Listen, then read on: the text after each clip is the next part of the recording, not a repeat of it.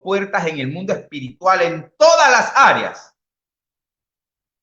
Porque en el momento que una persona toma la disposición en su corazón de ir a donde un adivino, un hechicero, un agorero, en ese momento la puerta va completamente abierta. En ese momento la puerta ya está abierta. Cuando llega a ese lugar, automáticamente esa persona puede ser poseída por demonios. En segundo lugar, cualquier persona también abre puertas en el mundo espiritual, sobre todo cuando no está en Cristo, cuando camina en terrenos de pecado, de maldad, de iniquidad, de robo, de hurto, de desenfreno carnal. Toda persona que abre puertas está sujeta a ser poseída por espíritus inmundos. ¿Por qué digo esto?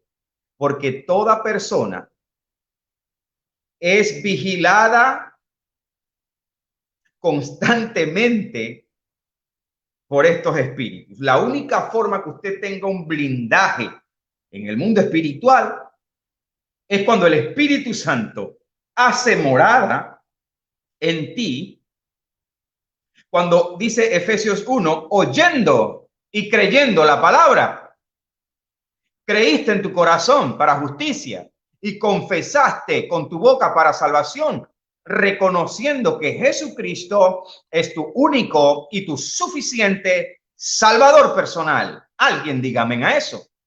Cuando usted tiene a Cristo en su corazón, usted tiene un blindaje. ¿Cuántos dicen amén? Amén. Usted tiene un blindaje, tiene un sello. Pero la persona, y aún así nosotros no estamos como libres de que no tengamos una vigilancia. En una enseñanza que recibimos del maestro José Briceño, él indica que todos nosotros somos vigilados las 24 horas del día. Además de eso, todo lo que nosotros que también tenemos que cuidar, lo que vemos, lo que oímos, hacia dónde caminamos, qué cosas hacemos con nuestras manos que nos llevan al pecado y nos llevan a abrir puertas. Puertas no para que vengan espíritus en el caso de cristianos, sino para que posesionalmente lo que tenemos pueda ser quitado, la bendición no llega, lo que sembraste va a tardar en que lo coseches, tu lugar en Cristo nadie te lo quita, pero tu bendición puede ser detenida por causa de puertas abiertas. Pero el que no está en Cristo, amado hermano, aquel que no está en Cristo y que consultó, visitó algún tipo de magia de la que sea, de brujería de la que sea, adivinación de la que sea, amado hermano, esa persona le va a dar lugar y derechos a espíritus inmundos para que le transfieran la información que un adivino necesita cuando usted consulta o cuando alguien consulta cualquier tipo de forma de adivinación. Carta, tabaco, café, lo que usted quiera, la guitarra, la escoba, la lámpara, porque hermano, en ese mundo a usted le leen de todo. Usted le leen hasta la cuchara al revés. Usted no cree, hay desde todo. Ese es un mercado grande, amén. Pero en el momento que usted consulta adivinación, y estoy hablando todavía del ejemplo de la mujer, que Pablo reprende el espíritu de adivinación.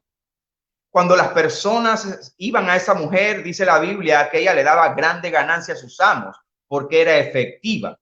Cuando una persona consulta a adivinos, a hechiceros, a agoreros, no es la persona que está enfrente la que está adivinando. Es la información de los espíritus, información de demonios que ya le están pasando a esa persona, porque como se abrieron puertas, se dieron lugares, se otorgaron derechos, entonces viene esos espíritus que ya operaban en la persona por causa de cualquier otra cosa, inclusive mayormente si no tiene a Cristo en su corazón, viene entonces la información y lo que esa persona está adivinando no es una adivinanza, no es que ella le sale un poder de dentro, claro, le puede salir algo de dentro, pero es la información que los espíritus y demonios le están transmitiendo. Por eso, cuando una persona consulta a este tipo de espiritistas o adivinos, seguramente ahora vamos a hablar un poco del tema del misticismo en lo que son los magos y demás. Y ahora en preguntas y respuestas Hans me va a permitir hablar de eso, así que quiero poner estos fundamentos acá adicionales. Las personas que consultan y en apariencia, un adivino o un medium, fíjese que la palabra medium tiene que ver con intermediario, una persona que es mediadora entre un demonio y una persona viva. Escuche esto. Yo dije bien, un demonio y una persona viva. ¿Por qué? Porque jamás se le ocurre pensar que esa persona hizo que un muerto o el espíritu de un fallecido viniese a hablar con un familiar. Porque la Biblia dice claramente, de manera que está establecido, decreto de Dios, que el hombre muera una sola vez y después de esto, el juicio, el que les toque, en el orden que toque. Indicando con esto que estas personas que consultan para tener un contacto con aquella alma o el ánima, como decían antes nuestras abuelas, con el ánima de un familiar fallecido, quien está hablando con esa persona que fue a consultar, es el demonio, es el espíritu inmundo que estaba o tenía lugar en aquella persona que falleció. Como ese espíritu, ese demonio estaba haciendo vigilancia constante y además de eso, en la mayoría de los casos estaba dentro, porque había posesión en el fallecido, posiblemente fallece incluso de una enfermedad espiritual causada por el demonio. Porque Jesús reprendió espíritus de enfermedad que eran demonios y también sanó al enfermo que era enfermo por degradación de su propio cuerpo. Cuando le traen al muchacho lunático, hace poco hablamos del tema, se lo llevaron considerándolo enfermo. Nosotros lo leímos en un foro anterior. Y Jesús reprende al demonio, reprende el espíritu.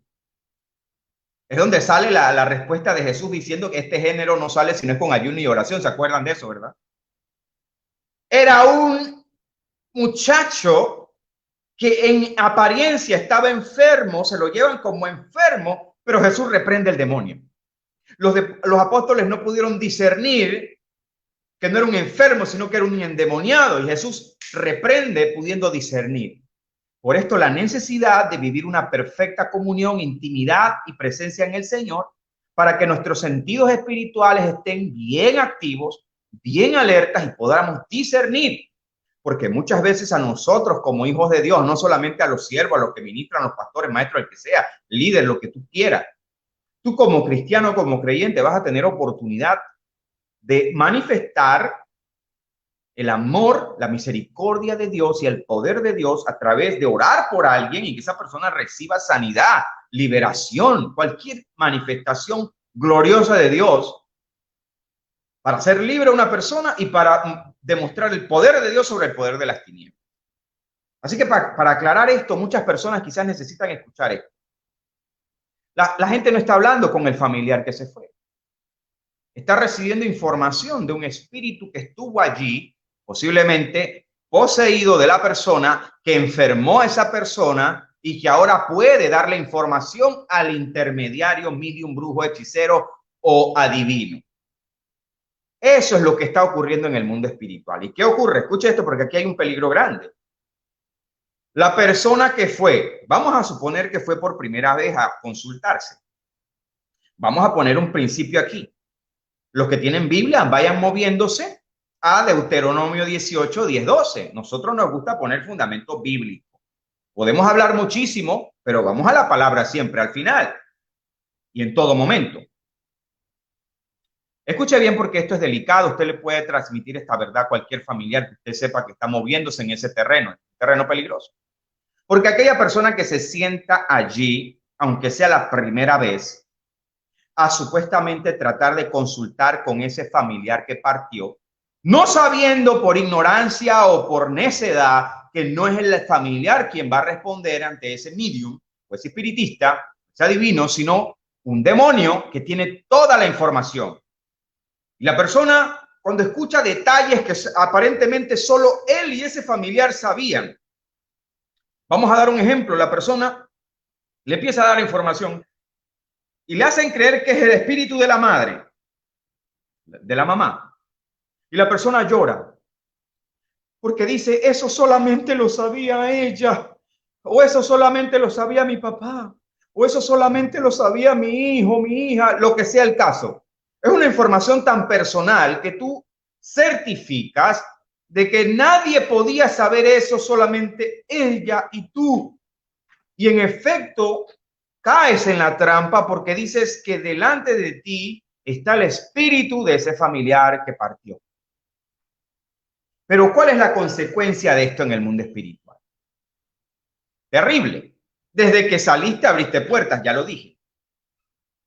Pero ahora, lo peor del caso es que si estás allí y tu familiar A o B partió, pero partió por una enfermedad espiritual causada por ese mismo demonio, en ese mismo momento que estás allí de frente, diste lugar, diste derecho legal en el mundo espiritual para que ese demonio entonces viniese a la persona y la enfermara por la misma razón del que partió.